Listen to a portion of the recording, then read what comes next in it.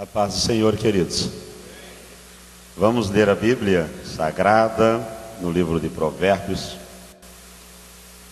capítulo 19. E dizer a vocês que alguém disse para mim ontem ao terminar o culto: não tenha medo, entrega tudo que Deus dá. Eu disse: mas eu não entrego mesmo, eu só não entrego aquilo que Deus não dá. Se Deus não dá, eu não vou entregar nada. Agora, se Deus dá, eu entrego mesmo. Então eu não tenho medo, né? Porque Bíblia é Bíblia, não é verdade? Bíblia é Bíblia, e ela não pode ser mudada.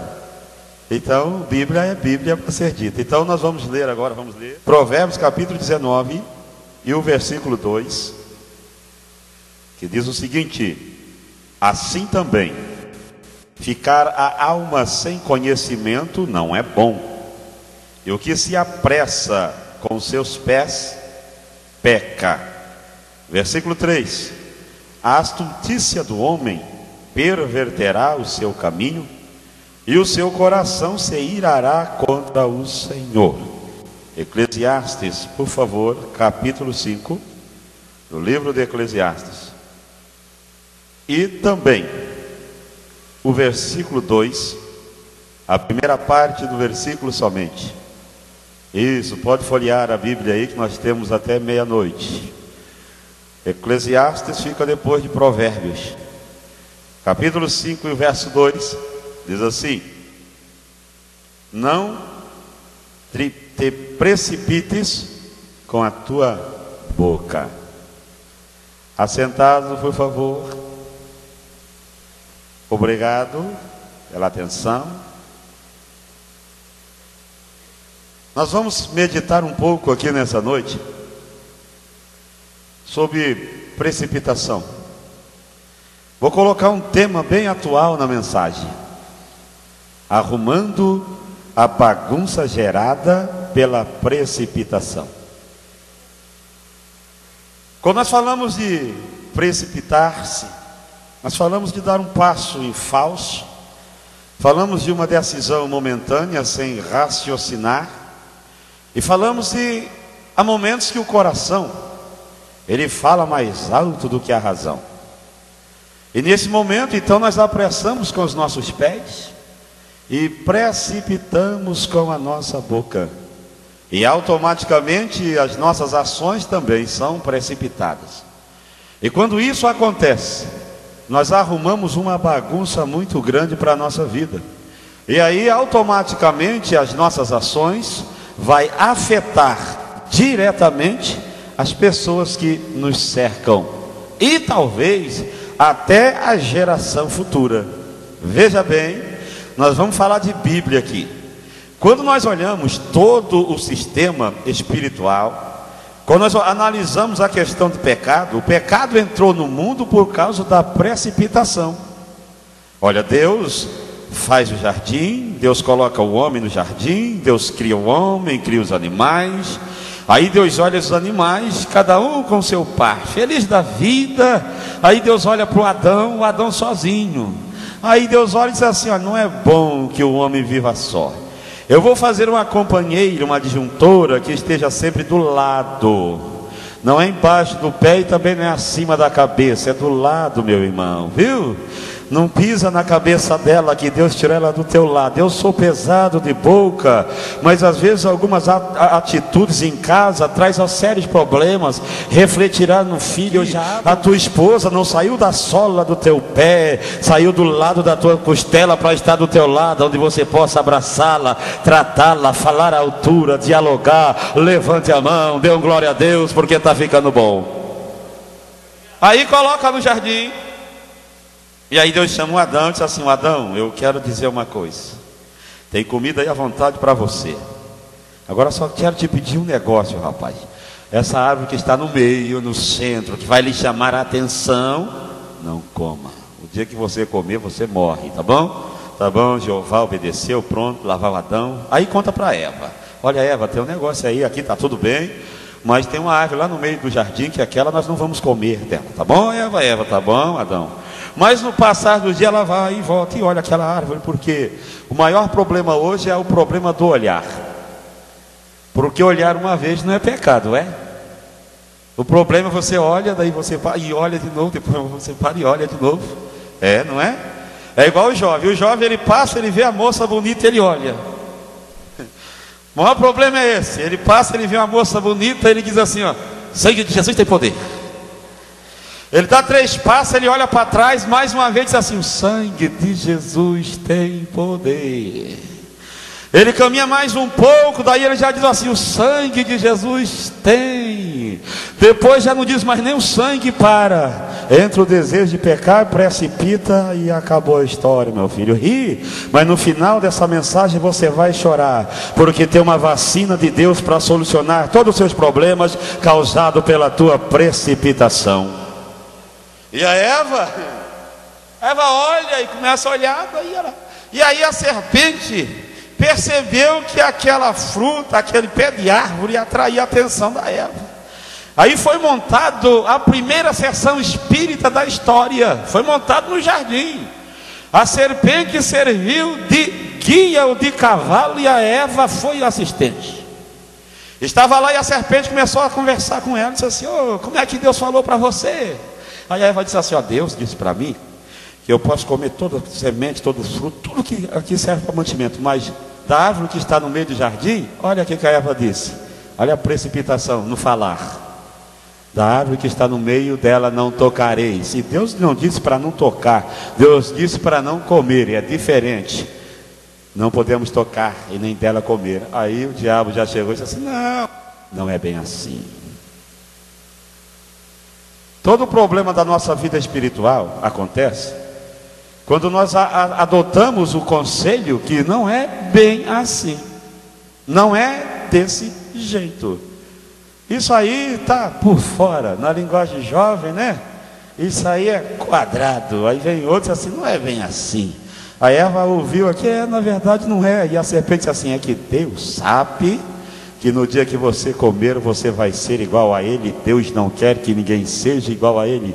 Olha que mentira absurda, porque Deus disse: façamos o homem conforme a nossa imagem e conforme a nossa semelhança. Um homem com sentimento, com livre-arbítrio, com decisões a ser tomada, com poder para colocar nome sobre animais, com poder para dominar a terra. Aí o diabo diz: não, mas nós já somos. Agora, irmão, por causa do pecado deixamos de ser, mas daqui a pouco João diz que nós vamos ser transformados, e assim como Ele é, nós vamos vê-lo, e assim como Ele é, nós vamos ser. A Eva foi e comeu, precipitou-se e comeu, e disse: estou viva. Foi a primeira vez na história que alguém pecou e saiu alegre. Estou viva. É mentira. Não era bem assim mesmo, a serpente está certa. E correu toda alegre para o Adão. Ô Adão, está vendo eu aqui? Estou, mulher. O problema é quando os dois concordam. Estou, o que está vendo? Sabe aquela fruta lá? Sei, me precipitei, comi, ali, estou viva, não estou? Claro que tu está. Então come aqui, meu velho, come aqui, experimenta. O Adão comeu, quando ele olhou para a mulher, viu que estava nu. Eu pergunto para você: mas eles não estavam nu antes? Claro que não. Existe uma vestimenta espiritual, porque Jesus foi crucificado nu. Sabe essa cruzinha que tem uma toalhinha em volta de Jesus? Aquilo ali é pura mentira. Segundo a história, Jesus foi crucificado nu, não tinha toalha em volta, não tinha nada. É por isso que houve um eclipse solar. Deus fez cair uma escuridão para cobrir a vergonha do seu filho. Ele não tinha uma toalhinha, coisa nenhuma. Ele foi colocado à vergonha, ao ridículo, por amor de mim e de você. Ele foi enrolado em um lençol, colocaram na sepultura. O lençol estava lá, mas ele tinha uma outra vestimenta. É a vestimenta do salvo que está na glória. Levante a mão e adore a Deus. Adão tinha essa vestimenta, mas com o pecado perdeu a roupa. Coisa boa é Bíblia, não é? Tem alguém achando que Deus fez o homem e a mulher nu. Ficaram nu, perderam aquela beleza da glória por causa de uma precipitação. Aí, olha bem, toda vez que a gente precipita, a gente quer dar um jeitinho brasileiro, não é assim?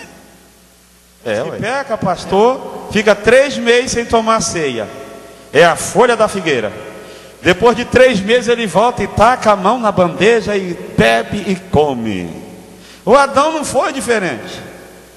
Não foi, ele já saiu, procurou uma figueira, já fez uma roupa, já virou estilista na hora, criou seu próprio modelo, o seu próprio pradão de vestimenta, cingiu-se e dali a pouco ele escutou uma voz: Adão, onde tu estás?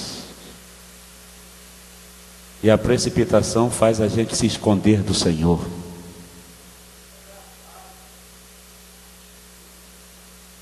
Toda vez que nós tomamos uma decisão errada, a primeira coisa que vem, nós criamos para nós mesmos uma roupagem, criamos uma máscara chamada hipocrisia. Você sabe o que quer dizer a palavra hipócrita no original? Quer dizer ator. É aquele que não é aquilo que está verdadeiramente representando. E então ele muda, ele se transfigura em outra coisa. Sabe o que quer dizer a palavra sincero? Aquelas estátuas, e era comercializada em Roma, e era caríssimo aquilo. Mas às vezes dava um descuido na estátua, e a estátua quebrava um cantinho, daí eles iam lá com a cera e colocava, remendava, ficava perfeito. Mas quando alguém ia comprar, conhecia a estátua, dizia assim: ó, eu quero uma estátua, mas eu quero uma estátua sem cera. Por favor, se você errou, precipitou, não tente remendar, não coloque uma máscara. Deus vai arrumar a tua bagunça gerada pela tua precipitação. Nesta noite a tua vida vai mudar. Diz glória a Deus, porque tem um remédio de Deus para a tua vida. Pecado entra e não para mais. Tá bom assim, né? Mas parece que vira uma doença, porque nós somos apressadinhos, não somos? Por exemplo, hoje já tem moça e moço querendo casar com 15 anos. Apressado que dá dó. Novo, já estão aí namorando, rapaz. Já tem gente querendo noivar com 15 anos, nem acordou para a realidade da vida. Nunca houve na história tanta separação. A estatística comprova, de a cada 10 casamentos realizados, dentro de 3 meses, 7 se desfaz. Sabe por quê? Porque estão casando por precipitação, por interesse, quando na verdade não existe amor. Peguei vocês agora, hein? Calma. E pasmem, meus senhores, que é um índice muito grande entre os evangélicos. Sabe por quê? Porque o pai não vê a hora de ficar livre do filho. E a mãe também está incomodando. Não me responda, mas quantas vezes já ouviram? Tomara que tu case logo, menina, para tu sair daqui. Eu sou sincero, irmão, tem que cuidar, mãe e pai, com o que você fale. Porque quando você abre essa tua bocona aí, se você falar alguma maldição para o teu filho, você está dizendo: diabo, age na vida dela. Então a partir de hoje muda o teu falar. Quando ela incomodar, coloca a tua mão abençoada sobre a cabeça e diz: Deus vai mudar a tua história, Deus vai dar jeito em você, Deus vai abençoar você. É só Deus, é só Deus, é só Deus.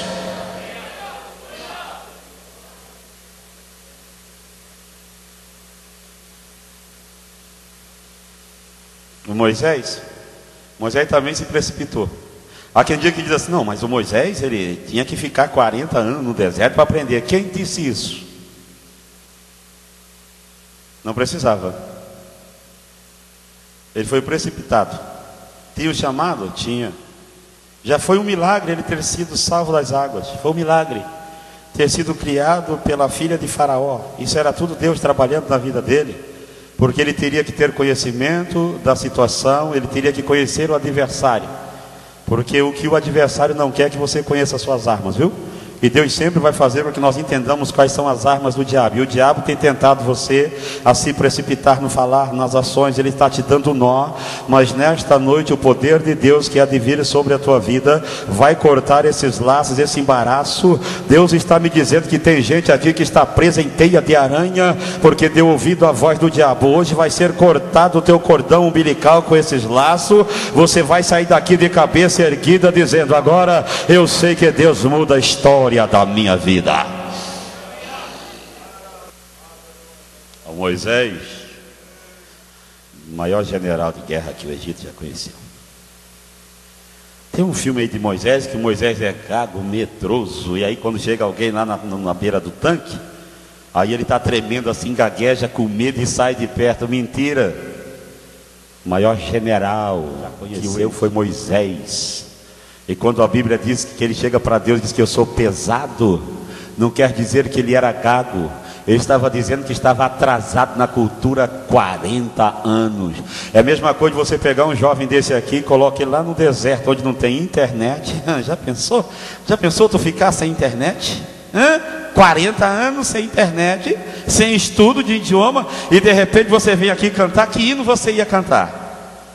Olha, há 40 anos atrás cantava-se o que? O Nelson Bicudo? Já ouviu o Nelson Bicudo? Não, né? Nunca, mas eu já ouvi Nelson Bicudo. Nelson Bicudo, cantor, sim, mulato do Rio de Janeiro, já morreu faz tempo, mas o negão cantava, que coisa linda. Eu tinha a LP que foi de herança do sogro, que eu casei, veio a esposa com casa e herança do sogro, com tudo. Eu escutava aqueles hinos assim, né? Eu imagino assim, se eu tivesse atrasado 40 anos, vocês não iam ouvir eu falar de internet, viu? Eu ia falar aqui contra a televisão, eu ia falar contra a pintura, eu ia falar contra um monte de coisa, menos Bíblia. Mas eu estou atualizado e só quero encher você de Bíblia. Eu não estou nem aí com costume. Eu quero que você aprenda a palavra, se encha da palavra e adore a Deus que está no céu. Quem não tem Bíblia e está atrasado, fala essas coisas. E ninguém disse amém, porque não concorda com a minha ideologia.